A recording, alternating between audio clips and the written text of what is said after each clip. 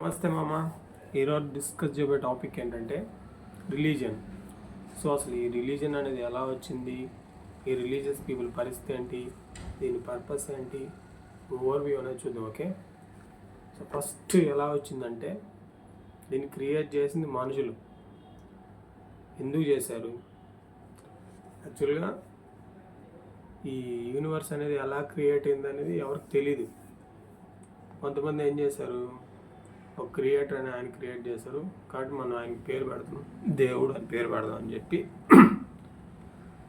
Theist అనే ముసుగులో అట్లా పేరు పెట్టారనమాట, గాడ్ అని. ఒక్కొక్క రిలీజన్లో ఒక్కొక్కలాగా పెట్టారనమాట. అది ఎందుకు జరిగిందంటే ఒకే రిలీజన్ ఉండొచ్చు కదా అని ఎందుకు అయ్యాయంటే అది కాంపిటీషన్ అనమాట. ఇప్పుడు 10 మంది ఒకటి చెప్పారనుకో, మీరు చెప్పింది మేము ఎందుకు వినాలా అని చెప్పి ఇంకో 10 మంది ఇంకోటి క్రియేట్ చేస్తారనమాట. సో అలా క్రియేట్ అయినాయి మొత్తం. ఆ రిలీజియస్ బుక్స్ ఎలా వచ్చాయంటే అవి త్రూ మిస్టిక్స్.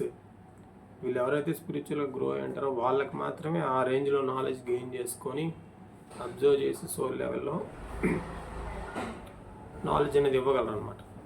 సో వాళ్ళు యూటిలైజ్ చేసుకుని, లైక్ ఇప్పుడు క్రిస్టియన్స్లో అయితే జీసస్ బేస్ అనమాట, బుద్ధిజంలో అయితే బుద్ధుడు, జస్ట్ లైక్ దట్ మిస్టిక్స్ ఎవరైతే ఉంటారో వాళ్ళని బేస్ చేసుకొని ఒక్కొక్కరు ఒక్కొక్క రిలీజియన్ క్రియేట్ చేశారనమాట. అది వాళ్ళు క్రియేట్ చేయాలి, ఈ జనాల నుంచి వాళ్ళు క్రియేట్ చేశారనమాట. బట్ హిందూయిజంకి వస్తే ఏమైందంటే అసలు హిందూయిజం అనేది లేదు యాక్చువల్గా. ఈ రిమైనింగ్ రిలీజియన్స్ యొక్క కాంపిటీషన్ వల్ల ఇక్కడ ఉన్న వాళ్ళు క్రియేట్ చేశారు. అసలు హిందూస్ అనేది ఏంటంటే ఆ హిమాలయాస్కి ఇండియన్ ఓషన్కి మధ్యలో ఉండే వాళ్ళందరినీ హిందూస్ అని పిలిచేవాళ్ళు ఒకప్పుడు. హిందూయిజం అనేది రీసెంట్గా వచ్చిందనమాట. కాంపిటీషన్ వల్ల క్రియేట్ చేశారు జనాలు. మరి మతం లేకపోతే ఇంతకుముందు ఏముండేదంటే ఇంతకుముందు సనాతన ధర్మ ఉండేది. అదేంటంటే అదొక వే ఆఫ్ లైఫ్ అనమాట, మన బ్రతికే విధానం. ఇప్పుడు మీరు పుట్టినప్పటి నుంచి చూస్తే, మీరు గమనిస్తే వాళ్ళు ఒక్కొక్క సెరమనీ చేస్తుంటారు అనమాట. పుట్టినప్పుడు ఒకటి, స్కూల్కి వెళ్ళేటప్పుడు ఒకటి, పెద్ద మనిషి అయినప్పుడు ఒకటి, పెళ్ళికి ఒకటి, అట్లా అట్లా చనిపోయే వరకు కూడా. ఈవెన్ చనిపోయిన తర్వాత కూడా మీరు గమనిస్తే రిచువల్స్ చేస్తారు. రీసెంట్గా నేను మా నాన్నమ్మ చనిపోయినప్పుడు కూడా గమనించా, వీళ్ళు పల్లెటూరు కదా, వీళ్ళు ఏం చేస్తారు, మీకు ఏమైనా ఐడియా ఉందా అని గమనించాను అనమాట.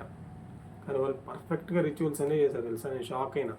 వాళ్ళకి బ్యాక్గ్రౌండ్లో ఉండే సైన్స్ గురించి తెలియదు, అయినా కానీ చేశారనమాట. అవన్నీ ఎలా చేశారు, బికాస్ అది సనాతన ధర్మ కల్చర్ అనేది పర్సన్ టు పర్సన్ అనేది వాళ్ళు వినడం ద్వారా ఆ ట్రెడిషన్స్ అనేవి వాళ్ళ ఫ్యామిలీస్ నుంచి కంటిన్యూ అవుతూ వస్తున్నాయి అన్నమాట.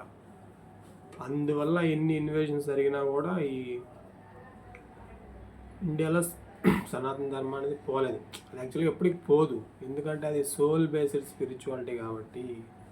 సోల్ బేస్డ్ స్పిరిచువాలిటీ అనేది నాకైనా, మా నాన్నకైనా, వాళ్ళ తాతకైనా, మా మనవాడికైనా, కొడుకైనా, ఎవరికైనా, ఏ జనరేషన్కైనా కామన్ ఉంటుంది, ఒకటే సోల్ కాబట్టి. అదే ఫిజికల్ పాయింట్ ఆఫ్ వ్యూలో చూసుకుంటే అవి అప్డేట్ అవుతూ ఉంటాయి అన్నమాట ఎవ్రీ జనరేషన్కి. సో అందుకని ఇండియా ఇన్వేజన్స్ నుంచి తప్పించుకునింది యాక్చువల్గా చెప్పాలంటే. సో బట్ కాంట్రవర్సీ ఎందుకైందని డౌట్ రావచ్చు మీకు. ఎందుకైందంటే ఇప్పుడు చెప్తానండి. ఇప్పుడు మనం ఏదైనా నాలెడ్జ్ కానీ ఏదో పనికి వచ్చేది కానీ ఒక 10 మంది చేతిలో పెట్టామనుకో, 10 మంది ఒకేలాగా తీసుకోరు దాన్ని, ఎవడొకడు గబ్బు లేపుతాడు అనమాట. సో అలా డిస్టార్ట్ చేయడం వల్ల కాంట్రవర్సీ అయింది. ఎక్కడ జరిగింది డిస్టార్షన్ మెయిన్ అంటే బుక్స్. ఒకప్పుడున్న కింగ్స్, రూలర్స్ వాళ్ళు ఉంటారు కదా, వాళ్ళకి నచ్చినట్టు రాపించుకున్నారనమాట. అవి చూసి మిగతా జనరేషన్ వాళ్ళు నిజమని నమ్మడం, ఆ నమ్మిన వాళ్ళు మిగతా వాళ్ళు బలవంతం చేయడం, వాళ్ళ ప్రొఫెషన్స్ కూడా కొంతమంది వాటి మీద డిపెండ్ అవ్వడం వల్ల వాళ్ళు రివర్స్ అయ్యేవాళ్ళు అనమాట. ఈవెన్ ఇప్పుడు గౌతమ్ బుద్ధుడు వచ్చి అని చెప్పినా కూడా వినే పరిస్థితులు లేరు జనాలు చాలామంది. అందువల్ల హిందూస్కి అగైనెస్ట్గా మాట్లాడే రోజులు వచ్చాయన్నమాట. కాకపోతే కొంతమందిని మీరు గమనిస్తే వాళ్ళు హ్యూమానిటీ పాయింట్ ఆఫ్ వ్యూలో మాట్లాడతారు, వాళ్ళు మంచోళ్ళు యాక్చువల్గా. కానీ ఈ సనాతన ధర్మం యొక్క డెప్త్ తెలియదు వాళ్ళకి, అది ప్రాబ్లం. హ్యూమానిటీ పాయింట్ ఆఫ్ వ్యూలో మాట్లాడడం మంచిది, ఇంటెన్షన్ మంచిదే, కానీ అయోధ్య రామ మందిరం ఎందుకు కట్టారు అని అడగడం ఫూలిష్నెస్. ఎందుకంటే 100 కోట్ల మంది ఎమోషన్ సంబంధించింది అది. ఈవెన్ అది కాన్స్టిట్యూషన్లో కూడా ఫండమెంటల్ డ్యూటీస్ మన ఇండియన్ యొక్క హెరిటేజ్ని, కల్చర్ని కాపాడాలి అని పర్టికులర్గా మెన్షన్ చేసింది. ఈవెన్ మా యూపీఎస్సీ క్లాసులో కూడా చెప్పారనమాట ఎలా కాపాడాలి ఏంటనేది. అందుకే ఆర్కియాలజీ డిపార్ట్మెంట్ కానీ అంత కష్టపడి పురాతన కాలం అన్నీ కాపాడుతూ వచ్చేది. సో అది మినిమం రెస్పాన్సిబిలిటీ. మనం ఇన్ని రోజులు మన కంట్రీని వాడుకున్నాం, దాని యొక్క పాస్ట్ని, ఆ మెయిన్ థింగ్స్ని కాపాడుకోవడం అనేది మన యొక్క మినిమం రెస్పాన్సిబిలిటీ అనమాట. ఒకటి చెప్పాల్సిన అవసరం లేదు. ఓకే, సో నెక్స్ట్ ఈ రిలీజియస్ పీపుల్ ఎలా వచ్చారో చెప్పా కదా. సో అట్లా ఒక్కొక్కరు వాళ్ళ కన్వీనియన్స్ని బట్టి ఒక్కొక్క రిలీజన్ ఎంచుకున్నారనమాట. క్రిస్టియన్స్ గురించి చూడాలి మనం. ఇది బ్రిటిషర్స్ నుంచి వచ్చింది కదా. యాక్చువల్గా ఇప్పుడు చాలామంది క్రిస్టియానిటీలో కన్వర్ట్ అవుతున్నారు, ఎందుకంటే ఇందులో ఫ్లెక్సిబిలిటీ ఉంటుంది, ఎంజాయ్ చేయొచ్చు అని. కానీ ఇక్కడ మనం చూడాల్సింది ఏంటంటే రిలీజియన్ పర్పస్ ఏంటంటే స్పిరిచువాలిటీకి వాడుకోగలగాలి. అది నువ్వు ఏ రిలీజన్లో ఉన్నా పర్లేదు, అంతకు మించి కానీ ఏదైనా చేసినప్పుడే రివర్స్ అవుద్ది అనమాట.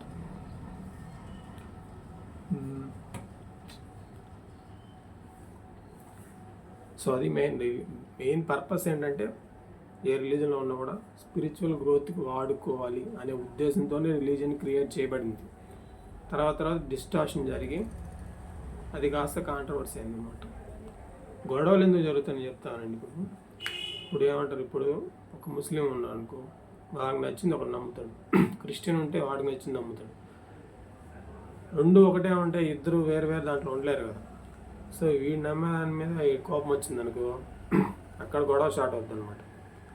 ఆ నమ్మింది వీడు ఒప్పుకున్నప్పుడు గొడవ స్టార్ట్ అవుతుంది. ఆటోమేటిక్గా ఎప్పుడొకప్పుడు గొడవ అనేది జరుగుతుంది ఖచ్చితంగా ఎవరికైనా. కాబట్టి ఎప్పుడు కూడా నా పాయింట్ ఏంటంటే దేన్ని కూడా బ్లైండ్గా నమ్మడం అనేది చాలా డేంజర్. నువ్వు స్పిరిచువాలిటీ వాడుకుంటే పర్లేదు, ఏదైనా సర్వీస్ చేస్తే 10 మంది కలిసి అది మంచిదే. దానికి మించి ఇంకేదైనా చేశారంటే అక్కడ తేడాలు వస్తాయి అన్నమాట. సో అందుకే కాన్స్టిట్యూషన్ అనేది కనిపెట్టింది. అందరి యొక్క ఆలోచనలు తీసుకొని ఒక పుస్తకం రాశారు. అది కూడా పుస్తకం ఎందుకు రాశారంటే నన్ను పెడితే చైర్ మీద కూర్చోబెడితే క్వశ్చన్ చేస్తారనమాట, నువ్వేనా మా చెప్పేదాన్ని పాయింట్ ఆఫ్ వ్యూ. అది పుస్తకం అనుకో, పుస్తకాన్ని ఏమంటారు చెప్పి అడగలేదు. సో చచ్చినట్టు ఫాలో అవుతుంది. మరీ ఏదైనా తేడా వస్తే అమెండ్మెంట్ చేసుకోవచ్చు అనమాట. సో అది మెయిన్ ఇంటెన్షన్. సో యాక్చువల్ మన ఇండియాకు బ్యూటీయే డైవర్సిటీ అబ్బా, అందుకని అందరిని రెస్పెక్ట్ చేయాలి, ఏ రిలీజన్ అయినా సరే. ఎస్పెషల్లీ హ్యూమానిటీ ఉన్న వాళ్ళని మనం కాపాడుకోవాలి. ఈ రిలీజియస్ పిచ్చి వాళ్ళు ఏంటంటే అతి చేస్తే you must punish them, till then no problem. కానీ మనం మెయిన్ ఏం చేయాలంటే వాళ్ళని స్పిరిచువాలిటీ వైపు మళ్ళిస్తే ఏ ప్రాబ్లం ఉండదు, ఏ రిలీజన్ అయినా సరే. Okay, I think you got my point. Thank you, bye.